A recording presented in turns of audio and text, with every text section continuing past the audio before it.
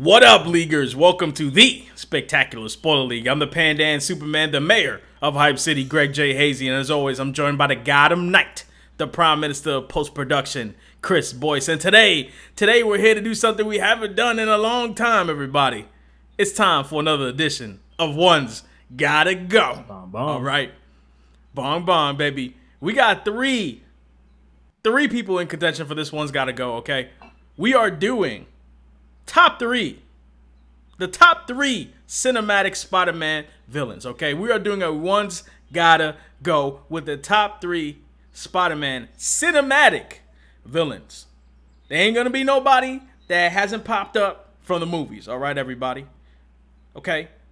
And we're gonna do this with the three best villains. Unequivocally the three best villains. We're not even leaving room for interpretation. Nobody's gonna be like, what about Sandman and Venom? No. All right. This is going to be Vulture from Spider-Man Homecoming. It's going to be Doc Ock from Spider-Man 2.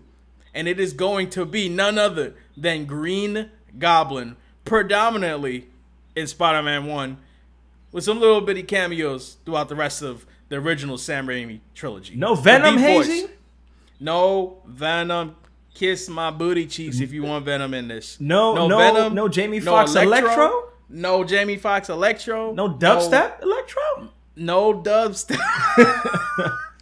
No dubstep Electro. None of those guys. It is Vulture, Green Goblin, Doc Ock, cinematic Spider-Man villains. Deep Boyce. One's gotta go. Ah, man, this is tough, and it's gonna hurt me. It's gonna hurt me to make this choice because this is a tough one. Is it as tough as you think, man? Because I feel like one of these villains has not yet entered iconic status at the recording of this video. That's the thing. That's what makes it tough. That's what hurts me inside. The very fact that some of these are tenured and one of these is a lot newer. Okay. So talk to me, man. What's your thought process here, man? How you feeling about some of these villains here, man? Well, I know you love Spider-Man 2. I absolutely love Spider-Man 2. That's one of my favorite superhero movies of all time. That's just one of my favorite movies of all time. Fair enough. And Alfred Molina, he gave one of the best just acting performances to me in a superhero movie. And I mean, obviously, in conjunction with the writing and directing, they took Doctor Octopus, who is an iconic Spider-Man villain, but they did him in a way that I don't think has ever really been done before. Maybe, I could be wrong. There could probably some comic book stories or two that are similar, probably, because they usually kind of draw inspiration from the comic books. But, growing up on Spider-Man the Animated Series, I never really saw Dr. Octopus in that way. And to kind of make him, to make him into a tragic figure, almost as if he's a 1930s, universal monster. Like the Wolfman or the creature from the Blue Lagoon, who's, a monster. They're evil, but then they're kind of conflicted because they got this humanity and they made a terrible mistake. Like, it was just fantastic. I think I really enjoyed that performance. And then you have Willem Dafoe, who low-key has an iconic performance as the Green Goblin, who is possibly Spider-Man's greatest villain of all time. That's like his Joker. And I mean, Willem Dafoe, that's just a classic, iconic performance that's just will stand the test of time. Like, at least for me personally, probably our generation, we'll never forget that performance. And it was just great. And he did it. I mean, Willem Dafoe is always a great actor and everything that he does. And I think the one thing that also stood out is just how vicious he was. Like, he was just he was sadistic in that movie. And he was over the top too. Like, he was just really wacky, man. He was just really over the top. Like, he lost his damn mind in that movie. He did. I mean, there's two scenes in particular that I always think of when I think of Spider-Man 1. And there's the dinner scene where they're at Harvey's and he's just acting like a damn fool. Yeah. And then there's the final fight scene where it's just Peter Parker getting his ass beat for like 15 minutes. That really just kind of, again, it's just that Spider-Man quality where Spider-Man a lot of times he just gets his ass spanked and he somehow figures out a way to get out. Yeah. And then obviously there's the newer one, the Vulture, Michael Keaton, who I really loved. I have like no negatives about, you know, to point out about Michael Keaton's performance, about the Vulture in that movie.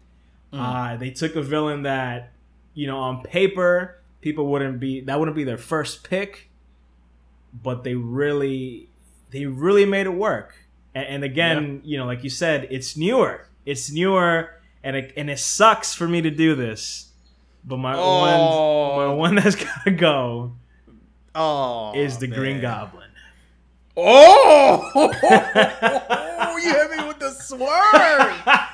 Damn, we got WWE writer Deep Boyce in the house, everybody. Chris Boyce, everybody. I'm gonna be. I did not expect that, dude. I'm telling you, I'm gonna be haunted by this. I'm gonna be staring in the mirror, and Willem Dafoe's gonna be yelling at me. I'm gonna punch it and break it. He's gonna be yelling at me to avenge him. You should have picked me, Boyce. Avenge me. He's gonna be popping up in my mirror too, telling me to avenge him now that you did that, man. Come on, dude. Listen, it's tough. I know the Green Goblin is the Green Goblin.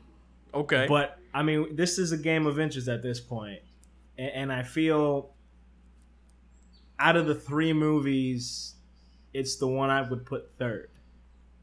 Interesting. 1. Yes. You know, that's fair. That's a fair argument. I put Spider-Man 2 and Spider-Man Homecoming over Spider-Man 1. And I think it's, like you mentioned, it's the fact that it's over the top. Now, it works. It works. But in comparison to Doc Ock's sort of tragic story and to, you know, the Vulture's, I don't even know really Everyman. Yeah, like Everyman kind of Brooklyn or Queens. He was like a blue collar villain. Like, I'm gonna whoop your ass, but since you're a kid, like he's like, he reminded me of like any one of our parents. Like, he's just old school. He's like, I'm gonna whoop your ass, but I have a soft spot for you. Like, you're a kid, I get it, but you gotta stop. Cause you know, my parents definitely told me if I did something wrong that they would kill me and everyone I love. That was regular punishment in the Hazy household, man. I'm just saying the connection between Peter and the Vulture, I felt, was stronger to me in Homecoming, slightly stronger than it was in Spider-Man 1. Because I'll be honest with you, James Franco as Harry Osborn wasn't that strong, so it wasn't like I really cared for that character, or I really. You know, like, I didn't feel like that personal of a connection that, you know, they just kind of happen to know each other because it's just the writing. You know what I mean? I guess maybe you can say that for any of them, but it's, I don't know, there's just that bridge, that gap. I felt was crossed better in Homecoming between the hero and the villain, as opposed to in Spider-Man 1, where, you know, their lives are kind of separate for most of the film, and then it's towards the middle when he starts going crazy, and then he figures out that Spider-Man is Peter Parker. That's when things get really kicking. I mean, it's interesting that is the way you sort of, you know, sort of paint the picture in terms of the relationship between Spider-Man or Peter Parker and Vulture in Homecoming versus Green Goblin and Spider-Man in Spider-Man 1. Yeah. But to me, I feel like the relationships were different for each of those characters, for each of those situations. But I actually thought both were really well done because, you know, like the Green Goblin in Spider-Man 1, like, this is your best friend's father. And to a certain extent, like, it's clear that Peter looks up to him in a way. And also, Norman really loves Peter. Like, it seemed like it broke his heart when he found out that Spider-Man was Peter Parker. Yeah. Like, it was something that sort of devastating him, even though he had lost his damn mind. But it was like, yo, I watched this kid grow up. And I felt that there was something deeply emotional about that, you know, Harry Osborn aside. I feel like Harry Osborn was fine. You know, I thought he was good. With Homecoming, it wasn't so much the relationship as it was that swerve in the middle. Yeah. Like, I did not expect the Vulture to be Liz's dad. That completely threw me off guard. Yeah. And the way it was done was, like, so well done. And it just immediately created a tie between them that really had nothing to do with Liz in a sense, but was really just more about the fact that these two people who, you know, have essentially alternate lives, they found a way for their like somehow their lives intertwined in both arenas, like their personal lives and their alter egos. So I thought it was. If I had to give it to one, I would have to say Spider-Man 1 did that relationship better. If it was me, if I had to. However, talking about this one's got to go and hearing your side of the things, you're sort of making it a little bit more difficult for me because I almost thought this was a little bit of a shoo-in going into this. Not gonna lie, I was gonna go with Vulture. Yeah. Just because of this sort of classic heralded sort of I don't know how to explain it. It's like it's on a pedestal. Like it's just an iconic rivalry between those two characters and performance. And those movies are sort of on a pedestal in terms of like superhero fandom. Yeah. But when I think about it, I kind of liked Adrian Toomes' Vulture. I liked his approach a little better. And I'll tell you the one thing that I think ultimately decides the fate, and it's going to be super fickle to people listening out there, but it's going to come down to one thing and one thing only. It's going to come down to the suit, man. Ooh. You're not wrong about that, though. Huh? You're not wrong about that, though. Green Goblin with the mouth open. It kind of made it seem a little hammy, dude. Yeah. A little hammy, man. He's like, his mouth is open the whole time, and he's like, Spider-Man. Like, there were some points, like, I thought it was hot for the time. Don't get me wrong. But looking back at it and then seeing it, I was like, this is a little, it's like I was scratching my head like, it looks a little interesting. Now, at the time, it was great. Like, that's one of the most innovative movies in terms of superhero. Like, that, you could argue that movie, along with the original X-Men, helped to kickstart the sort of the superhero phenomenon that we have today in cinema. But Vulture, man, that's such a goofy comic book costume. And they made it look so dope. Yeah, and that's Homecoming. That's one of the other things that It was functional, but it looked great, dude. I love that. That's also one of the other things that gives a point to the Vulture. It's something that's fresher for me, because again, I mean, growing up watching Spider-Man the animated series, Green Goblin, you saw him all the time, and it's still great. And I wouldn't hold it against the current MCU Spider-Man if they bring back the Green Goblin. Sure, but I would have never thought that they would have done the Vulture. And with news of them possibly doing, I think it was Mysterio that they said, or Chameleon. I forgot who it was. But I think it's Mysterio. I think it's Mysterio. Yeah, Jake Gyllenhaal supposedly, or rumors. I really like that direction where they're not going for the obvious, and they're going for villains that really deserve a chance to have their stories told. And so, just the fact that it's a fresher approach. And, again, this may also be kind of fickle, but that sort of Spider-Man 1, 2, 3 from back in the day, that's open and shut case, there's just a wealth of, like, with Homecoming, they started off with a bang. I mean, this was just an amazing beginning, and there's so much potential here. And some people may not like me saying this, but I do give a little bit more points to, certain things than in the MCU, because this is, to me, just unprecedented. And just the fact that it's this is all connected universe. Sure. So it could play a part in anything else. I'll give you one more thing that's a point in Vulture's favor as opposed to Green Goblin's favor. And this could end up being a detriment depending on how they do this creatively. Yeah. But Green Goblin died, and he was done. That was it. Yeah.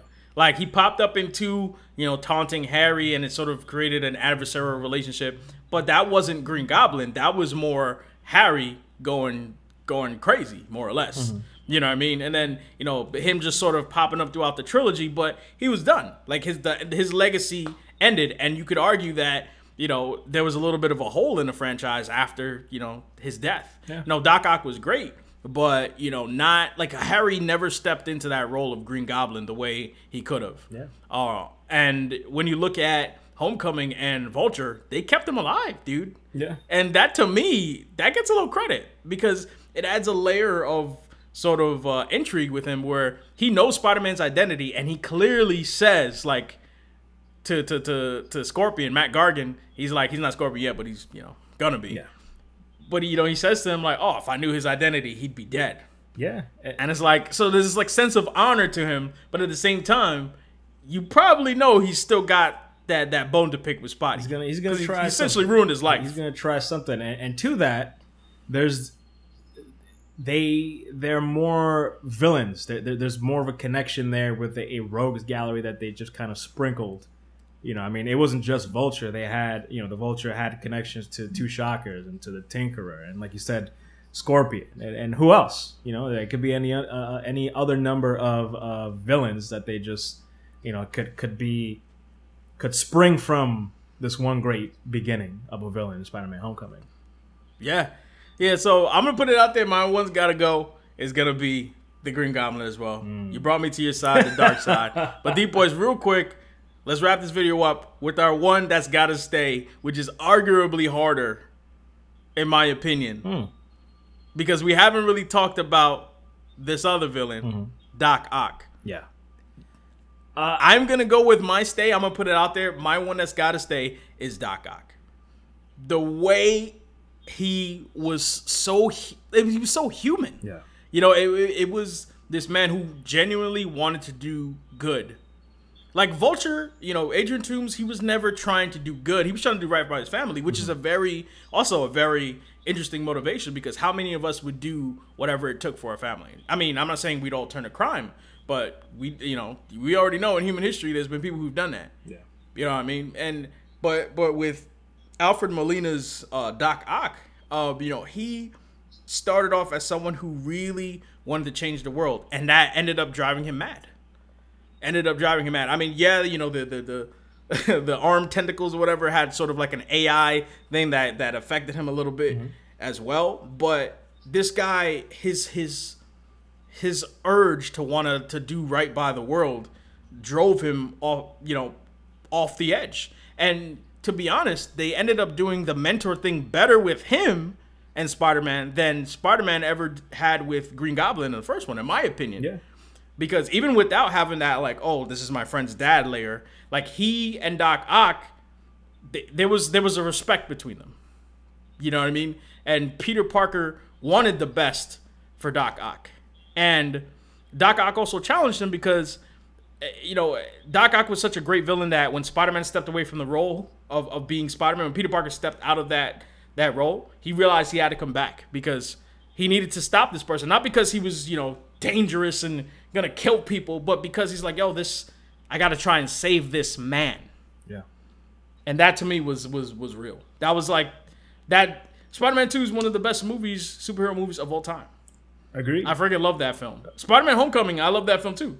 And there's been times where I've sort of ranked them both like 1A, 1B. You know, I've sort of bounced between the both of them. And I know on this channel for sure I've ranked Homecoming over Spider-Man 2 before by a hair. But that doesn't detract from how great of a movie it is. And I'm going to put it at Doc Ock for now until we see how Vulture's arc concludes. Yeah, no, I'm right there with you. My one that's got to stay is Doctor Octopus. You know, I echo a lot of the sentiments that you said. And I just feel that, I mean, Spider-Man 2 is a movie that I've seen at least 50 times. I just never get tired of watching that movie. And he is a huge part as to why that movie is so compelling and so interesting from beginning to end. There's never there's never a moment in that movie where it's boring. There's never a moment in that movie where my attention wavers. I can't even think of a single negative for that movie. I mean, obviously it's not perfect. Nothing's perfect. But that movie is a joy to watch. And Dr. Octopus, I mean, like you said, just the portrayal of that tragic figure and how he fits into the overall narrative, how he fits into Spider-Man's life, and the themes and the messages. It's just top notch. I mean, one would wish that every superhero movie were as finely tuned and as perfectly crafted as Spider-Man 2. Definitely. And definitely. I mean, it's just that villain's just a masterclass of a bad guy in a superhero film. And in a way, you know, they made him a classic villain in a sense where he's sympathetic, but ultimately it's not like a Killmonger situation where it's like, well, maybe this. Nah, Dr. Octopus, he was kind of driven mad and he was going to detonate a nuke if this whole tritium thing wasn't going to work out well. So he had to be stopped. There was no other way. But it was just, I guess it was just how they had both met this crossroads where he had everything and he had his fiance and it just all fell apart and he just was going down that road, but he had one last moment to redeem himself. And, you know, Peter Parker, throughout the movie, he was like, I'm done being Spider-Man. My life is a mess. I'm going to just focus on this. But he knew deep down inside that wasn't really who he was. And he had, you know, he was able to make that choice.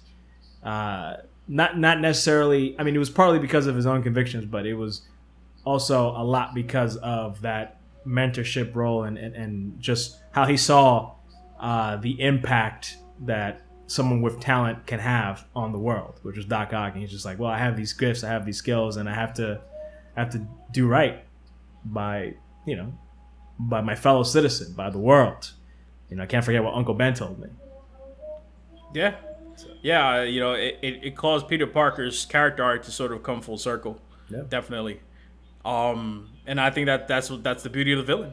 I think that's the beauty of Doc Ock, man. Mm-hmm. But real quick before we wrap up this video, I just wanted to say to anybody out there who's like, hey, why don't you guys throw Sandman in there? He was pretty good. He was sympathetic. He had a family. Listen, y'all, if we threw Sandman in here, he was going to be one's got to go instantly. There's no way he would have survived this freaking Royal Rumble right here. Like, I'm sorry. Like, to me, he's not better than these villains. So, like, that's the reason we actually preliminarily eliminated Sandman from the situation. So, just putting that out there. But anyway, guys, thank you guys for listening. Let us know in the comments below what your one's got to go is. Let us know who your one that's got to stay is. And by all means, support the Spectacular Spoiler League by dropping a subscribe for this channel so you can be up to date with the latest and greatest coming from the Spectacular Spoiler League. Hit that little bell icon for notifications so you can check us out whenever we drop a video. And drop a like on this video to help us know that you like this video. Drop a dislike on this video if you didn't like this video so we know not to do it again. But anyway, we'll see you guys on the next one. Peace out.